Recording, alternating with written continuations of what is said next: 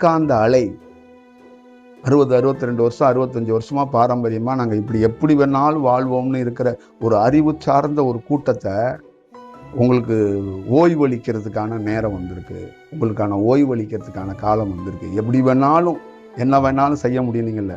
யாராவது தமிழ்நாட்டில் அந்த வேட்பாளர் யாருன்னு கூட தெரியாது. இதெல்லாம் ஒரு கனவுல கூட நடக்காது. கூடிய பெரிய பெரிய ஆளுங்க எல்லாமே அப்படியே சம்பிச்சு போய் உட்காண்டாங்க.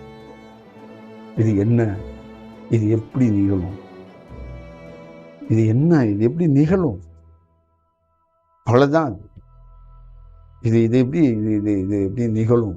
அப்ப இப்ப இது எப்படி நிகழும்னா இதுக்கு பின்னாடி ஒண்ணு இருக்கு. உடனே சாய்பாபா வந்துட்டாரு, திருச்செந்தூர்ல இருக்க முருகன் வந்துட்டாருன்னு நீங்க அந்த மாதிரி ஒரு கற்பனைக்குள்ள, அந்த மாதிரி ஒரு விஷயத்துக்குள்ள எல்லாம் மனிதர்கள் போயிடாதீங்க. இந்த மாதிரி அவருடைய மாஸ், அவருடைய கிரகம் அப்படிங்கிறதெல்லாம் தாண்டி அதை தாண்டி ஒரு பாடம், ஒரு வகுப்பெடுக்க வேண்டிய சூழல் இருக்கு. நான் நிறைய இடங்களுக்கு போய் வரோம்.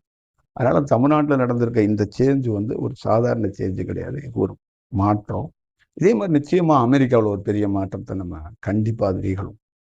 ஏன்னா அந்த அமெரிக்கா நிச்சயமா அமெரிக்க நாடும் சரி, அமெரிக்கா நாட்டோடைய அரசியல்லையும் சரி கண்டிப்பா அது நடக்கும்.